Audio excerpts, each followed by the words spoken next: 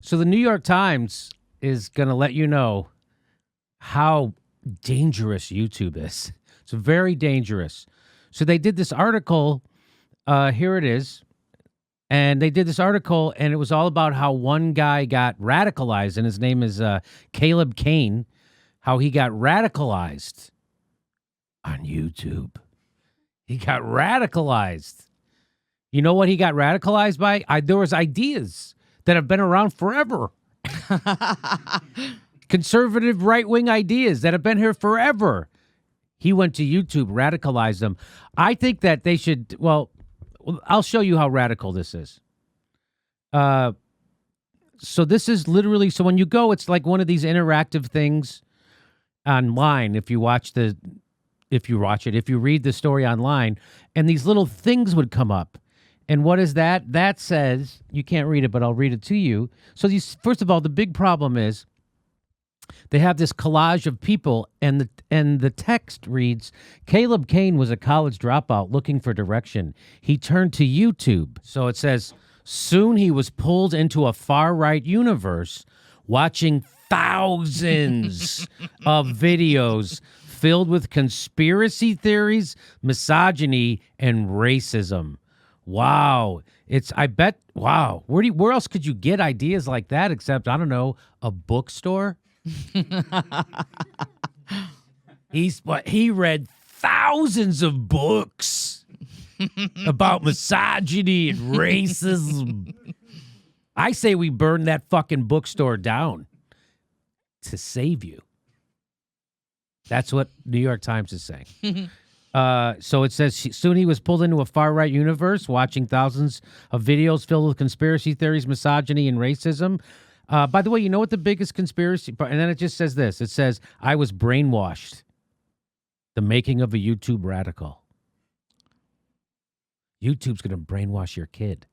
That's what they want you to be afraid of. And by the way, you know what my favorite conspiracy theory is of the last, 2 decades? The biggest one would be WMDs. That Saddam has WMDs, and every mainstream news paper, and especially the New York Times, printed that on the front page. That's a conspiracy theory that was bullshit. My second favorite conspiracy theory is the first Iraq war, when they said that Iraqi soldiers were taking babies out of incubators and throwing them on the ground, letting them die, and it was that conspiracy theory that led us into the first Gulf War.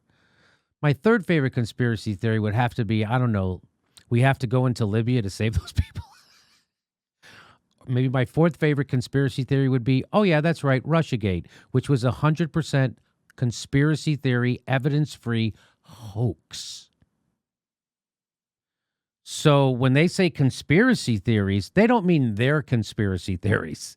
They mean someone else's, because they like theirs. They print them all. And then they interspersed in this article, they'll have things that show you how radical right-wingers, what they're doing on YouTube. And I'm sure they're doing radical things. But the stuff that they show isn't all that radical. So I'll come back to it.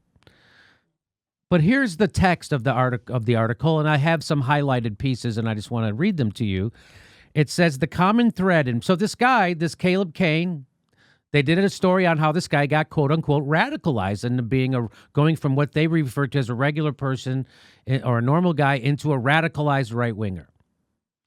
And it starts off by saying the common thread in many of these stories is YouTube and its recommendation algorithm, the software that determines which videos appear on users' homepages and inside the up next sidebar next to the video that is playing.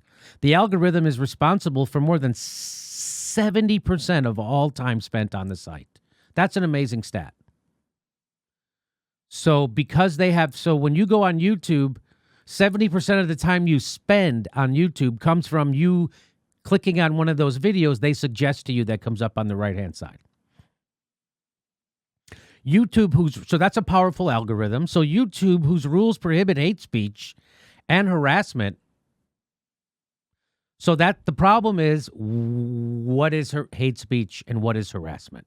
Is it harassment and hate speech when you make fun of Chris Christie for being fat? Is it harassment? Is it harassment when you call somebody a fascist? Is that harassment? I don't know. So that's the problem there. So YouTube, whose rules prohibit hate speech, and the bigger problem is that a lot of people on the left now want Silicon Valley billionaires to be the decider of what is acceptable speech. So YouTube, whose rules prohibit hate speech and harassment, took a more laissez-faire approach to enforcement for years. This past week, the company announced that it was updating its policy to ban videos espousing neo-Nazism, white supremacy, and other bigoted views. The company also said it was changing its recommendation algorithm to reduce the spread of misinformation and conspiracy theories. Okay, so again, this is the road to hell is paved with good intentions. So they consider a conspiracy theory, not Russiagate, not WMDs, not the first Gulf War, not Libya, none of that. Because that's what the government is saying, and that's what the establishment media. Those are Russiagate, biggest conspiracy theory of the last couple years. It was ubiquitously pushed everywhere. It's an evidence-free conspiracy theory hoax. So when they say conspiracy theory, they mean theories they don't like. So, for instance, the gas attack in Doma. That's a bullshit attack. That was planted. That's a false flag. That didn't happen. And we know now, right?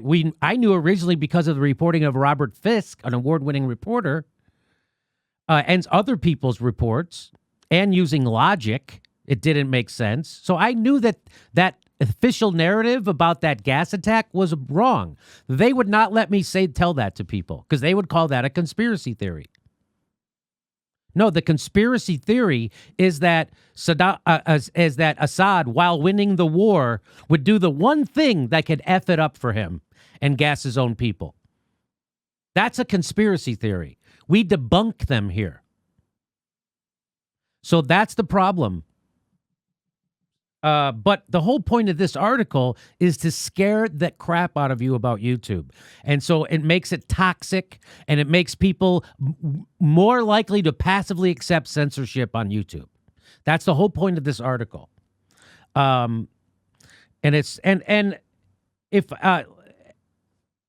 And before we even get to, I forgot to show you this at the beginning of this article that shows you how this guy got radicalized. They have all these videos of alt-right people, but they put left-wing people in there too. And like, for instance, there's Cenk Uygur, and they have Philip DeFranco. So Philip DeFranco's on there, and it was a big deal that they kept putting him on there, and he made a video about it, and he was upset. And I've never seen him I don't watch him that often, but I've never seen him be as stern as he was with the reporter who did that. So I just want to. So again, they're just, and they know that people don't read the article. They read the headline and they see the pictures and they're like, ugh, and they know this. So a European research group called listen to this. This shows you how there are three kind of lies in the world. There are lies, there are damn lies, and then there are statistics. So a European research group, Vox Poll, never heard of it, conducted a separate analysis of nearly 30,000 Twitter accounts affiliated with the alt-right. It found that the accounts linked to YouTube, it found that the accounts linked to YouTube more often than to any other site. So I'll read that to you one more time. This European research group called Vox Poll, they conducted a separate analysis of nearly 30,000 Twitter accounts affiliated with so they say these are alt-right people, 30,000 Twitter accounts that are alt-right, and those accounts linked to YouTube more often than any other site. Isn't it amazing that people who are already on social media would link to the most popular social media website in the world? You mean YouTube? And by the way, you know where else those alt-right accounts are linked to? They're linked to Twitter. They're Twitter accounts. You know what? That's not scary. It's not scary that they're on Twitter, but it is scary that they're on YouTube. Okay. So that to me is they're linked more often to you. Everybody's linked to you. What does that mean? That's so stupid. These interviews and data points form a picture listen again, this is how they scare you. This article is pretty much propaganda. So it says these interviews and data points form a picture of disillusioned young man, of a disillusioned young man, and an internet savvy group of right-wing reactionaries and a powerful algorithm that learns to connect the two. Wow, heavy duty. So we take delusioned young men and then an internet savvy group of right-wingers, and YouTube connects them. Sounds nefarious. Wow. So you could say it this way. We form a picture of a disillusioned young man and a printing savvy group of right-winger reactionaries and a bookstore that connects the two. Okay. It suggests that YouTube may have played a role in steering Mr. Kane and other young men like him toward the far-right fringes. That's what YouTube's doing. These creators were active on Facebook and Twitter too. But YouTube was their headquarters. Oh my God. This information that's been around forever is also everywhere else people go, human beings go. And the place where they could listen to the language. The creators were active on Facebook and Twitter too. But we don't have to worry about advertisers on Facebook and Twitter as much as YouTube because they're really eating into our advertising. YouTube is really sucking up a lot of the advertising dollars that used to go to legacy media, and it's not going there anymore. So that's why they're doing this. Okay. So these creators were active on Facebook and Twitter too, but YouTube was their headquarters and the place where they could earn a living by hawking merchandise and getting a cut of the money spent on advertisements that accompanied their videos. Why would they use the term hawking? That's a pejorative term. Why wouldn't you just say, and the place where they could earn a living by selling merchandise? Hawking. Are you hawking that? So when I go to a McDonald's, I go, you guys hawking Big Macs? Are you selling them? Okay, so they're hawking their merchandise. A few progressives, so this goes to show you that the people who write these stories aren't even informed on the stories they're writing. So that's the thing. If you've ever been a part or you've ever found yourself inside of a news story in the New York Times or the LA Times or the Washington Post, you go, wow, this whole story is fucked up. They've gotten so many things wrong. And then it makes you go, oh, I bet every other story I read is similar. This is one of those stories. There's lots of facts in there, but look how they arrange them. So it says a few progressive YouTube channels flourished from 2012 to 2016. A few? The biggest news channel on YouTube is a progressive news channel called The Young Turks. They have 4.3 million subscribers. They have, I don't know how many billions of views. And for them to say that is ridiculous. A few progressive YouTube channels flourished from 2012 to 2016. The biggest one. The one who invented news on YouTube. And you know how those right-wing channels got popular? They would do videos about the Young Turks. So that would show up in the Young Turks playlist when people would just on their algorithm. So that's how, and then they would use headlines for the Young Turks, and they would tag the Young Turks in their videos. So it would get in the algorithm that they would get. If you watch the Young Turks, you'd see that video. That's how popular the Young Turks were. So this goes to show you that the person writing this isn't as informed as they should be on the goddamn thing they're writing about. The last time I covered a New York Times article on the show, it was because the New York Times article had written a bogus article that detailed how the gas attack happened in Duma, except it didn't. And they said they had science to tell them that. They were completely making stuff up. They're just making it up. New York Times has no trouble making stuff up. New York Times also does good work. And this article is worth reading. There's interesting stuff in this article, but the way they put it, it's like Chomsky says, the facts are in there, but you got to hold it up sideways and you got to bring it to the light and you got to shake it a little so you can find out what the truth is. And that's the same with this article. So a few progressive YouTube channels flourished from 2012 to 2016, but they were dwarfed by creators on the right who had developed. That's just not true. Who had developed an intuitive feel for the way YouTube's platform works and were better able to tap into an emerging wave of right-wing populism.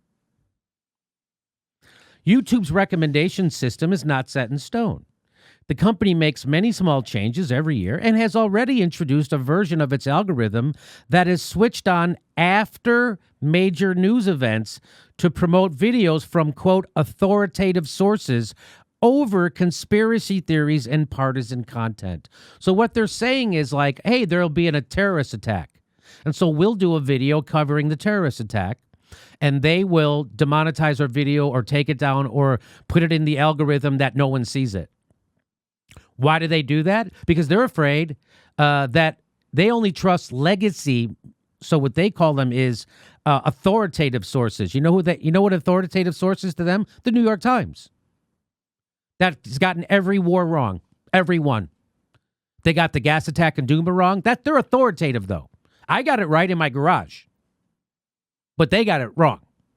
So that when they say authoritative news sources, they mean CNN, MSNBC, Fox News, ABC, NBC, CBS.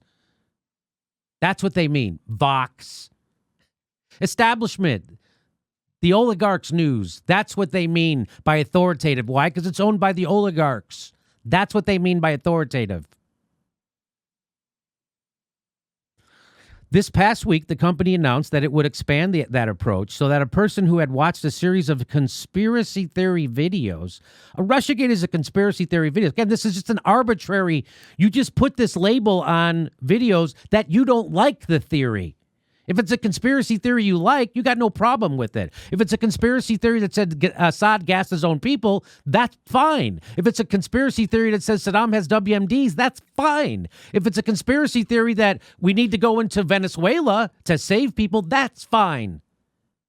If it's a conspiracy theory that says the government of Venezuela set aid trucks on fire, that's a conspiracy theory. Didn't happen. It's fake news. They print it anyway. So it's not, they don't give a shit if it's fake news or a conspiracy theory. If it's theirs, if they're pushing it, if it's the establishment, if the oligarchs' media does that, that's okay. It's just a counter narrative they don't want. This past week, the company announced that it would expand that approach so that a person who had watched a series of conspiracy theory videos would be nudged toward videos from more authoritative news sources. It also said that a January change to its algorithm to reduce the spread of so-called borderline videos had resulted in significantly less traffic to those videos. So it didn't violate anything, but they said it was close enough. Close enough for us to bury this video. What? What does it even mean, borderline? The officials stressed, however, that YouTube realized it had a responsibility to combat misinformation and extreme content. Again, they'll push any lie from the government or the establishment, and anybody debunking those lies, they're going to squash. That's how this works. Mr. Kane, now, and by the way, so they know most people aren't going to read the whole article because most people don't. So if you read deep into the article, it debunks itself. Watch. It says Mr. Kane never bought into the far right's most extreme views, like Holocaust denial or the need for a white ethno-state, he said. Still, far-right ideology bled into his daily life. How did it bleed into his daily life? He began referring to himself as a tradcon. That's a traditional conservative. He committed to old-fashioned gender norms. And he dated an evangelical Christian woman. And he fought with his liberal friends. Wow! He dated a Christian? And he had fights with his friends who he disagreed with politically? This sounds like we better stop YouTube. This sounds crazy. That's what happened after I read Listen Liberal. Started having fights with all my friends. I started dating a Christian. That didn't happen.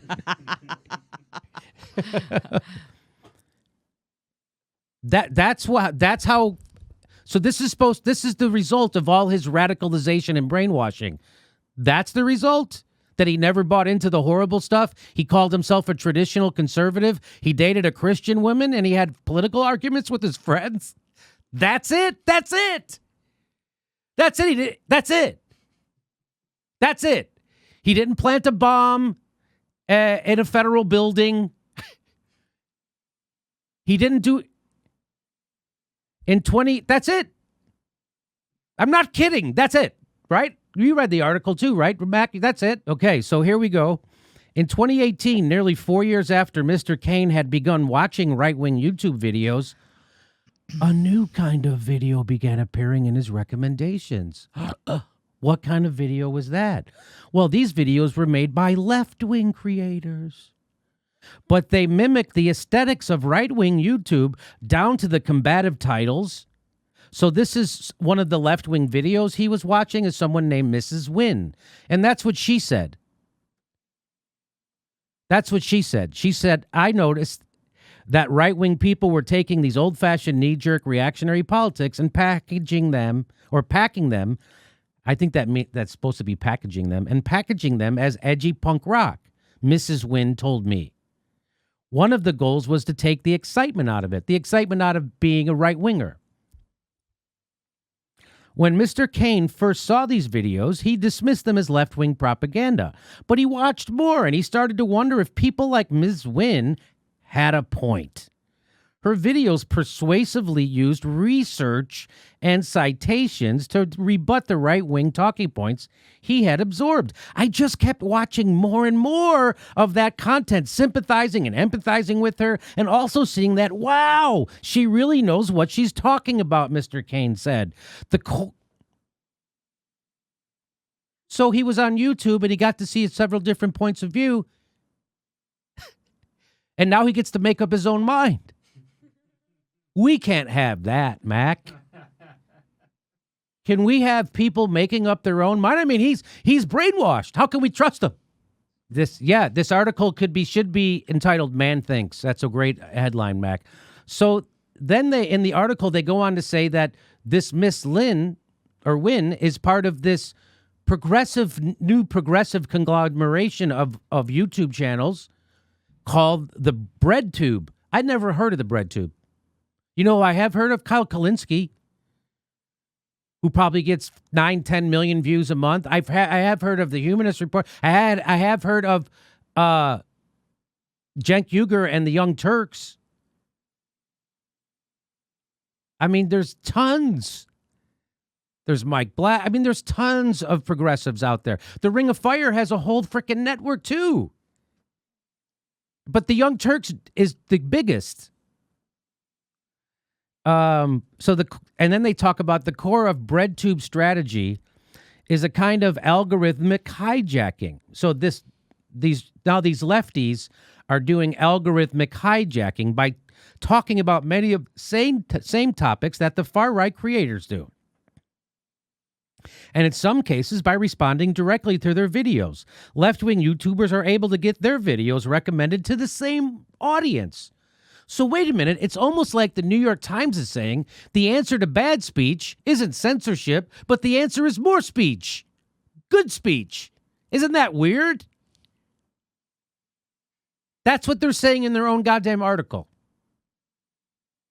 But of course, that's not what they're really trying to do. Natalie and Destiny made a bridge over to my side. So those are two of these people in the bread thing. The bread tubes, the lefty, the progressive, whatever, newsy conglomeration. Two of their names are Natalie and Destiny. And this guy who was brainwashed says Natalie and Destiny made a bridge over to my side, and it was interesting and compelling enough that I walked across it. Oh, my God. This guy it's weird. He got to make up his own mind after sampling different points of view. YouTube is a place to put out a mess. So, and this is how the article ends. Now listen to this. After all of that, this is how they end the article. YouTube is the place to put out a message, he said. But I've learned now that you can't go to YouTube and think that you're getting some kind of education because you're not. Well, you just said you got one from that lefty lady. What are you talking about? You just said you got it. You just said you got educated from them. They used facts and citations and evidence and research. You said that. Of course you just got educated. Sorry, Come Steph. on, Jimmy. The reader is supposed to walk away from that article thinking, oh, I'm supposed to keep reading the New York Times. I think that's it, because you can trust the New York Times. The YouTube, you don't know what the hell you're getting. You might end up brainwashed. Except the guy didn't end up brainwashed. That's not how it worked. The guy actually got to take a couple of points of view. And as he went through his political transformation, which is how it works. Cenk Uygur used to be a right-winger. Cenk Uygur used to do, and that's before YouTube. He used to do rallies that were pro-Iraq war rallies. Cenk Uygur did that. And then he had a political transformation from right-winger to a progressive who's for getting money out of politics, and he sees how Wall Street screws everybody over in the big fight. So he made that's what this guy went through. That's what this guy in this article went through. He went through a transformation from being a right wing. He heard a lot of ideas and then he heard some other ideas like, wait a minute, those ideas don't make sense because of this. And he came to his own conclusions. This is your article. This is your article to scare, but it works. It worked. Most people aren't going to read to the end. And most people are going to see that guy got brainwashed and that YouTube is a right-wing brainwashing place. And they put those pictures of those, and of course they got it wrong with those pictures, and they didn't really care, because Philip DeFranco, who's one of the guys he's not a radical, he's a very straightforward news guy. He ended up, his picture was on that, and he knew exactly. And so then the author of the article said, no, that's a collage of all the YouTube videos this guy watched. Yeah, well, you know that nobody reading that article fucking knows that. Oh, I didn't know that was alluding to his Yes. his history of what he watched. Right, Are you right. kidding me? No, I'm not kidding. That's what they said, and they thought there was a good reason to do that. Like, they don't know how headlines work. At the New York Times, they don't know how headlines work and how pictures with they don't understand how that stuff works. But everybody else does, except the people doing it. Isn't that interesting? Philip DeFranco knew that was fucked up. But the guys at the New York Times, they're not sure how headlines work and newspapers and things. Front page article. So there you go. Now you have the correct framing for that article, which you would never get from the New York Times. And every time it seems like I talk about the New York Times, it's about how they got a story 100. There's nobody on the left, according to them. Now there's just the bread, whatever. What is it called? The bread tube. That's it. That's all that's out there. Are you kidding me? We have over 200 million views, and our channel just started in 2016. For the most part, yep. November of this or December of 2015 we started. We have over 200 million views. That's a big deal. For just this little lefty show. Okay, Steph, would you like to add anything to this? Well, I mean, how do you not just say that you've been radicalized when you watch MSNBC? I agree. Right? I mean, how many people were just like, oh, yeah, Russia. I was convinced that the president was a traitor to our own country. I was convinced. I watched MSNBC hours and hours and hours. I was convinced that our own president was a traitor to our country and that Russia threw our election. I was convinced. Turns out that was a hoax. Evidence-free hoax. because it was. I was convinced that Assad was gassing his own people. That's another hoax. Fake news. I was convinced that Maduro was a dictator who was burning aid trucks. That was also made up. Hoax. So now you get the right framing for that story. You're not going to get it from the New York Times. Isn't it interesting that this story came out the exact same time Vox was also, that guy from Vox was also getting people to screw over YouTube's advertising? And they all seem to be angry that people are selling things. Yeah, they're hawking. They're not selling, they're hawking. Yeah. What? Hawking? You mean, what are the people who buy advertisements in the New York Times doing? Are they hawking or are they advertising? Do you call them hawkers? Hey, we got, who's the guy? I work in the hawking department. So do you see, that's why the New York Times, this is propaganda. So a lot of this article, while it had some interesting facts, it's mostly propaganda. That's propaganda. That's what the New York Times does. They did a whole story. I showed it to you. Go watch the video. Where they had 3D layouts that showed you how the gas and the bomb went off in Doma in Syria. Didn't happen. None of that happened. They made it all up. They made it up out of whole cloth. The New York Times did. And they do it all the time. And now you know why people get their news from YouTube. Hey, we just added St. Louis and Honolulu to our live tour schedule. Go to jimmydorecomedy.com for a link for all the tickets for all our live shows. We might be coming to your town. Go check right now at jimmydorecomedy.com. And if you like the show and want to support it, become a premium member. You can become a patron or through PayPal, or go right to jimmydorecomedy.com and become a premium member. That's the best way. We'll see you at a live show.